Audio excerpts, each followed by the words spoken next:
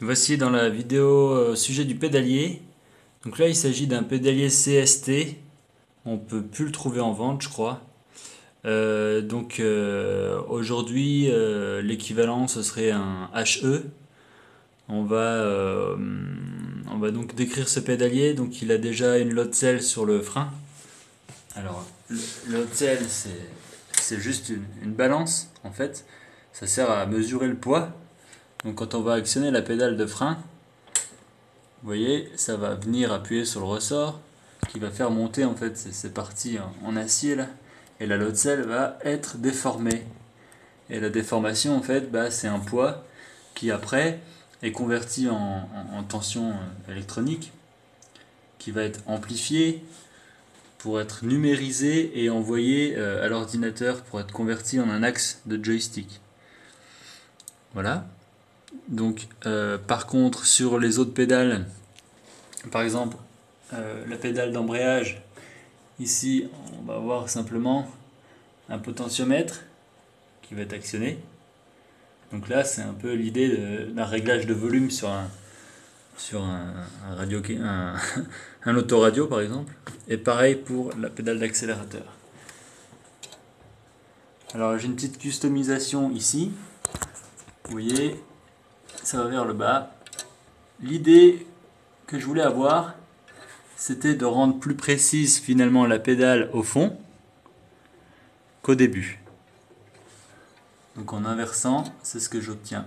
Au fond, on a moins de mouvement que... Non, on en a plus ici, que ici, ça va plus vite. Voilà. Donc ça, c'est les petits réglages précis. C'est au fur et à mesure.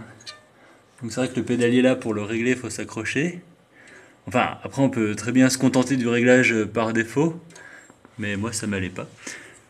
Donc on peut régler l'espacement entre les pédales. Donc là, l'idée, c'est de pouvoir utiliser le même pied pour freiner et pour pouvoir mettre des coups de gaz au moins à la moitié là, pour quand on rétrograde, pour faire talon pointe quoi. Et la pédale d'embrayage assez loin. Donc on peut régler l'inclinaison du pédalier. Donc on va avoir pas mal de perçages ici pour pouvoir régler l'inclinaison, la longueur, etc. Ce qui permet en fait, par rapport à sa fixation au JCL, donc de simplifier en fait le montage, parce que normalement le support de pédalier il est articulé et il permet de régler justement l'angle qui permet d'avoir de la hauteur ici. Donc moi je l'ai simplifié puisque le pédalier le fait déjà. Voilà.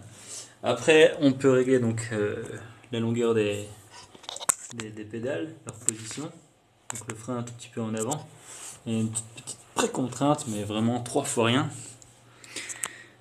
Et la pédale de gaz un peu en arrière. Donc rien de bien sorcier. Donc JCL m'a fourni cette plaque là qui permet vraiment de poser le talon en fait dans l'angle. Hein, comme ça quand on fait les gaz à fond, on n'a aucun muscle qui est actionné.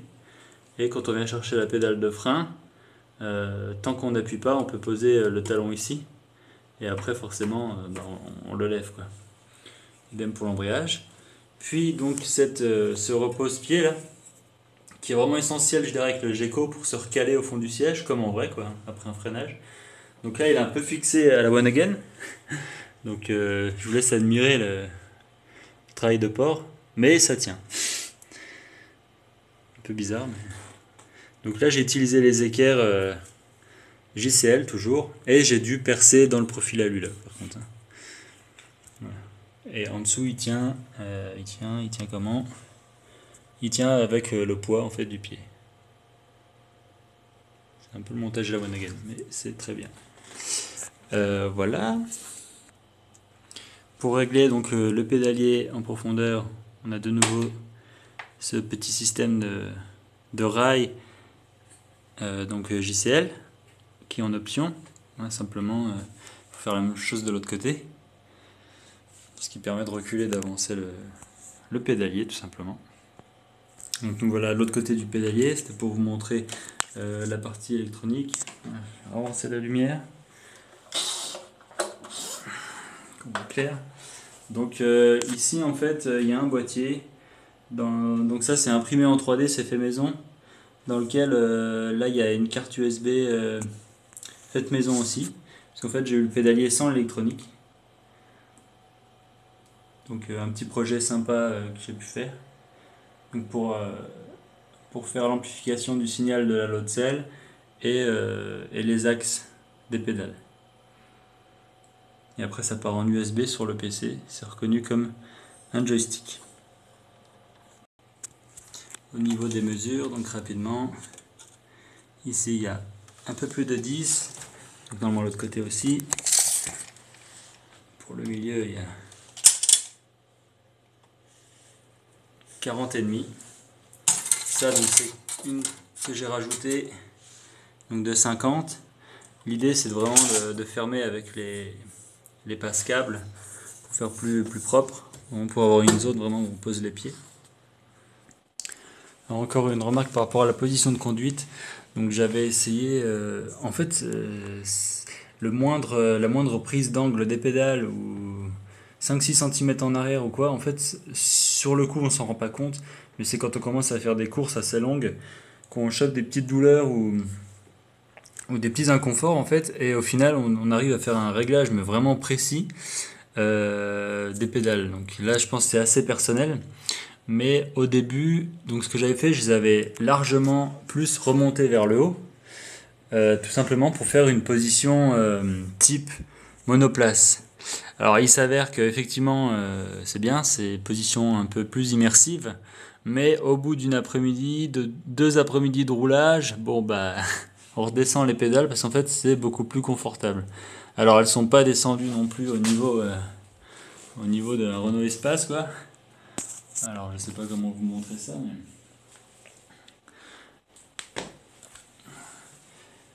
en fait c'est un peu entre les deux quoi. Si je monte dans le simulateur, comme ça vous pouvez voir les super chaussures récupérées. Vous pouvez vous moquer, pas de problème. Donc si je me mets bien au fond du siège, donc là je peux y aller comme un bourrin. Quand j'accélère, donc le talon il tombe bien dans l'angle là, et hop. Donc avec pas beaucoup de course hein, sur la pédale de gaz, mais on devient assez rapidement précis. Et donc le genou, voilà, il tombe quand même assez bien quoi. Alors qu'avant il était quasiment droit comme ça. En fait, c'est pas du tout confortable. Voilà, puis la pédale d'embrayage, pareil, quand on l'enfonce. Bon, après, quand on fait du drift, on est sans arrêt en train de l'utiliser. Et finalement, on se rend compte que vaut mieux d'être bien installé. Le frein, pareil, on appuie assez fort dessus. Donc là, faut pas déjà avoir la jambe tendue dès le début, sinon on va chercher avec la cheville et on se fait vite mal. Donc, voilà. Alors, une dernière chose, donc avant j'avais tout en bois. Là maintenant avec le profil alu, c'est quelque chose qui rend vraiment plus précis sur les commandes. Donc au début j'étais pas trop chaud et tout, puis finalement je pense que j'ai mis trop de temps à acquérir le cockpit.